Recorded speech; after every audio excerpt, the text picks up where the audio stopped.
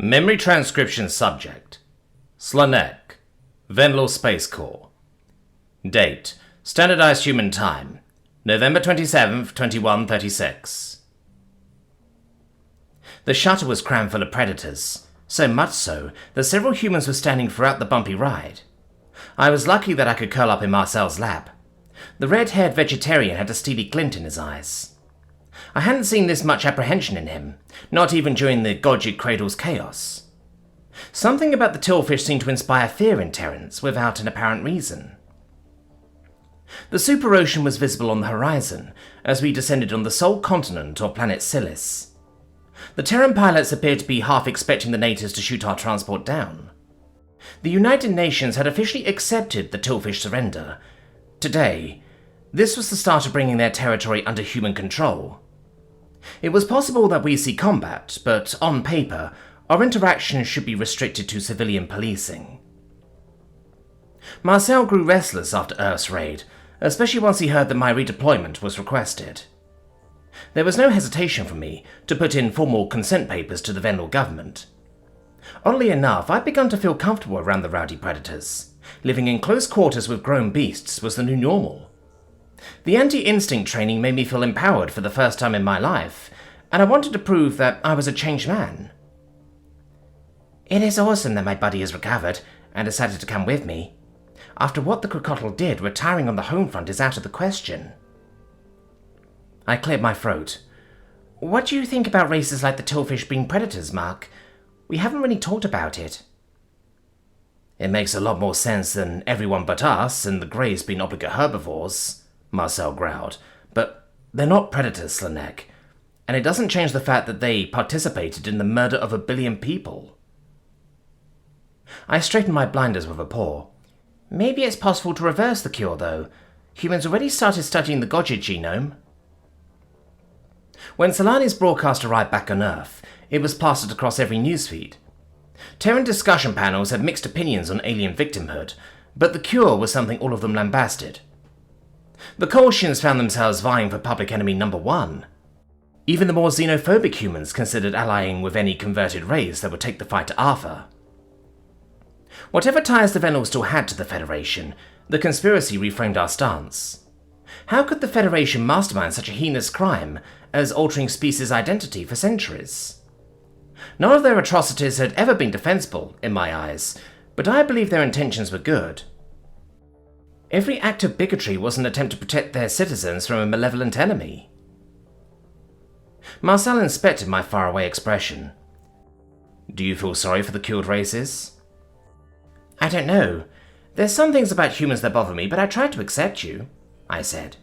What right do I have to impose my evolution on you, to erase your histories and beliefs? These species lost everything that makes them, well, themselves. You're right. It's a cultural genocide that was thoroughly executed without anyone's knowledge or consent. I shudder to think what would have happened to humanity if they found us before the Arxor. I couldn't imagine the predators, reduced to terrified prey, stripped of the resilience and aggression that defined them. It wasn't clear to me if violent instincts could be written out of the human genome, or how the Kolshians might have worked around the binocular eyes. Would cultural indoctrination stick to such a strong-willed species? The Terran transport touched down on a landing pad, following tillfish signals. I was relieved that we had set this spacecraft on the ground, rather than jumping out of it. The UN troops unloaded, grimacing as wind gusts buffeted their faces. Silis was known for its stormy, tumultuous weather, which was fueled by the Panthalassa. A lone tillfish waited for us, scuttling back and forth with anxiety. Hello, humans. I brought gifts. The insectoid gestured with one of her 6 legs to fruit baskets, which included local jams and preserves. She cowered her glistening hand as several Terrans trained guns on her. Her antenna quivered, anticipating her swift demise. The poor thing was surrounded by predators. Forward-facing eyes were angled at her in all directions. Why did her species send her here alone? This is cruel. Thanks for the gifts. Who are you? I asked. Tears bordered her smooth eyes. I'm General Bela.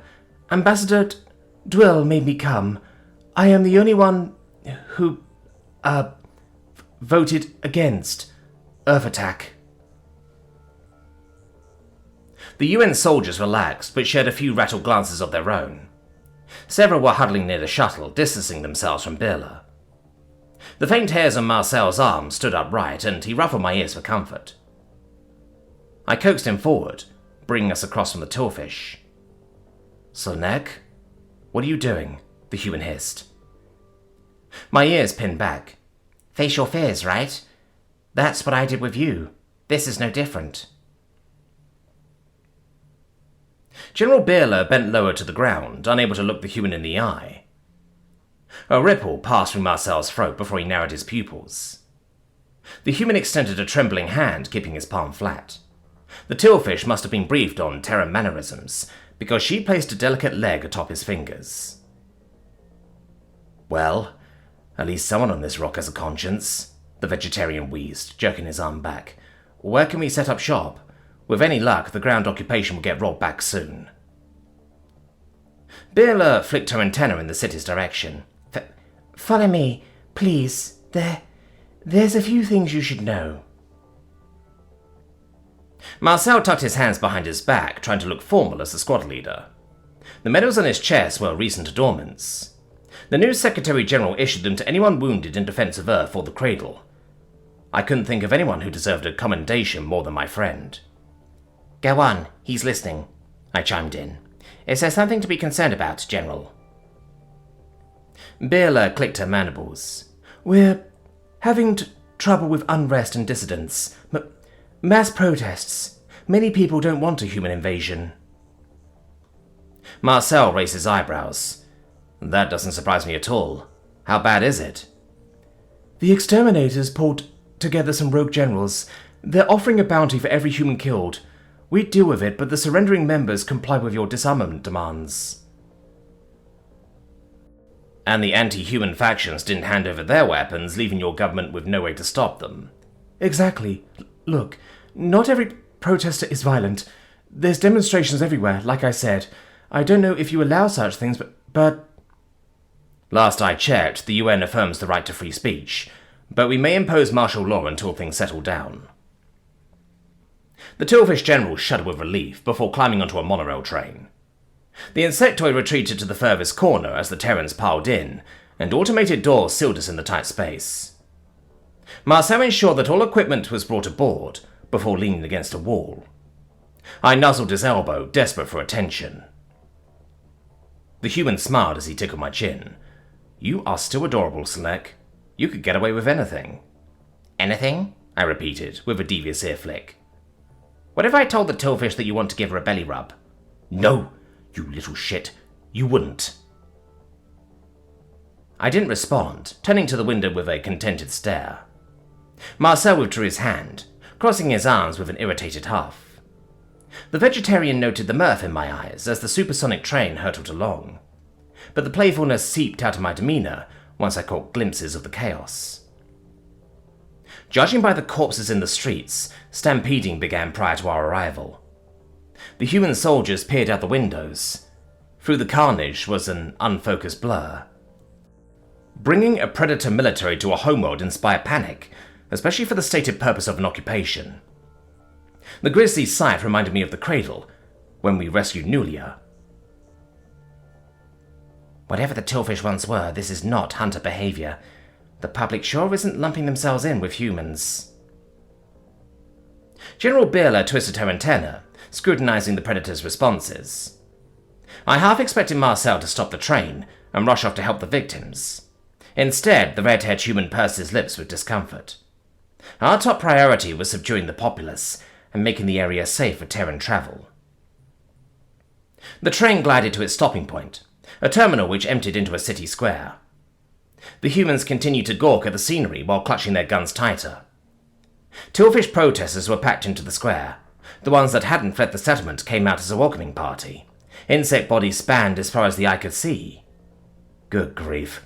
We've got to get them to disperse, Marcel muttered. A gathering of this size in our faces? The vegetarian conferred with several comrades before the grunts began assembling equipment. I hoped there was non-lethal weaponry in their cache. These were civilians exercising sapient rights, Earth-validated. It would disappoint me if humanity began their reign by squashing all expression. General Birla clicked her mandibles. You need a way through the crowd? We saved armored vehicles for you. Please, no massacre. Will humans even fit in your trucks? Marcel asked, with raised eyebrows. I can't imagine your sitting arrangements are meant for us. These train seats look like step stools with 6 tiny holes inserted. We replaced the upholstery with biped-designed seats, like we use with Vendel or Kolshin guests. The Terran soldiers lugged some sort of speaker out of the train. The Predators clambered atop a vehicle's hood and secured the acoustic device to the roof. Marcel hopped into the flatbed, which I took as my cue to follow. These trucks were not self-driving like the ones on Earth. Another human moved behind the wheel. Tillfish protesters jeered at the sight of us. Several individuals sported homemade exterminator gear. Lighters and matches were among weapons I saw. My human shouted for every friendly to stay behind the truck before bringing a microphone to his mouth. Please return to your homes, Marcel barked. Martial law is in effect until further notice. Public gatherings are not permitted until the United Nations has secured the area. Locally sanctioned curfews will be enforced. Die, predator scum! A voice shrieked. More followed in quick succession. We're not like you, no matter what any Kolshin says. I will not be your cattle. Human filth don't belong in Silis. Burn! Chants of burn swept across the gathering, and the agitated protesters closed in opposition. This was no longer about sapient rights. The situation changed the second they threatened my friends. Nobody was going to torture my human alive. The thought of him suffering again twisted my heart. The blinders were helpful in narrowing the scope of the incident. I focused on compartmentalizing my emotions, listing the facts to myself. We were the ones with guns, backed by a predator army. If the situation worsened, all I needed to do was pick off a single target. You can do this, Slanek. Your fate does not control your actions. You want to protect Mark. I raised my gun with a steady grip, but Marcel's eyes widened in alarm. He pushed the barrel down with a palm, shaking his head. My ears pinned back, not sure why the humans stopped me from defending myself. Wasn't that what they wanted me to do? Killing should be a last resort, the vegetarian hissed. Always. Life is a precious thing. Non-lethal options are going to be exhausted first. Marcel fiddled with the settings on his speaker. There was nothing audible to my sensitive ears but waves of tillfish halted in their tracks. The insects began clutching audio sensors and some vomited. The device must be concentrating amplified sound in a narrow beam. None of the humans behind the truck were affected. There was the verdict. Terrans weaponized everything. Marcel, as gentle as he was, had planned for the eventuality of disorder from the beginning. I imagined he'd also brought other tools in case the sonic attack didn't work. The Predators always had a backup plan or a contingency, since I'd worked with them. UN soldiers began firing grenades into the crowd, which drew a cacophony of screams. But rather than maiming the civilians, it dispersed a milky gas into the air. I wondered if it was a sleeping vapor at first. The effects kicked in almost immediately, leaving Tillfish crying and coughing. Blinded, several staggered out of the gas cloud in a loopy panic. I winced with sympathy at the collapsed bodies, recognizing that they were in severe pain. Perhaps the unruly Tillfish would take this as proof of human cruelty, but I saw it for what it was. It was an attempt to incapacitate a hostile group without any desire to kill civilians. These measures flourished on Earth due to the violence of Terran stampedes. Marcel cleared his throat. Please disperse. We do not wish to arrest or harm anyone. A designated time will be set to air grievances in a civilized manner. The vegetarian spoke in an impassive voice, like this was an ordinary decree. Some Tillfish heeded his warning this time, trying to escape the jam-packed square. The agonizing weapons must have made them rethink swarming the Predator's locale. The humans took the crowd's disorientation as a chance to push forward. Our vehicles rolled ahead, with a line of soldiers leading the way. UN guards in stampede gear began grabbing a few Tillfish and wrangled them into custody. Unwilling insects were hauled away from their friends, shrieking and writhing. Marcel repeated his warning about the planet being under Terran control. The sight of advancing predators, bulked up from head to toe, was enough to spark flight responses in all but the boldest few. With the civilians flushed out of our immediate vicinity, we could find a campsite. "You are efficient," General Bill had decided. "Much more organized than the Greys. And you took prisoners." Humor flickered in my human's eyes. "We're not going to execute people off the streets, if that's what you're implying.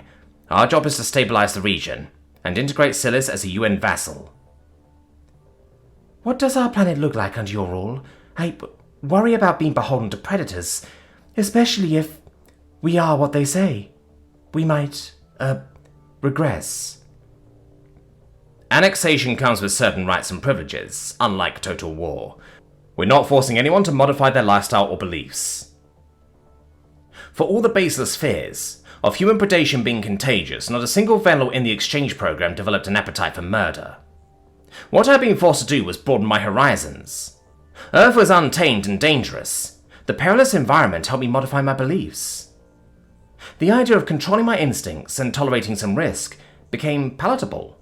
I achieved feats I didn't know were possible for someone of a meek disposition. Humans challenged my preconceptions at every turn. Their friendship and their empathy, how my bond with Marcel was close as family, that impacted me more than binocular eyes ever could.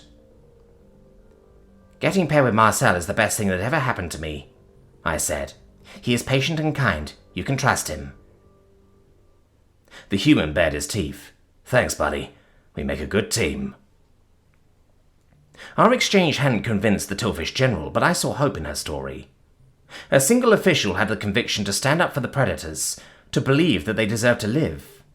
Silis had been relinquished without a drop of bloodshed so far. Even if it was a disproportionate balance, some civilians could come around. Marcel outlined plans for humanity to cement a foothold in the city and gather a tally of its populace. The masses were in shock from Solani's interview.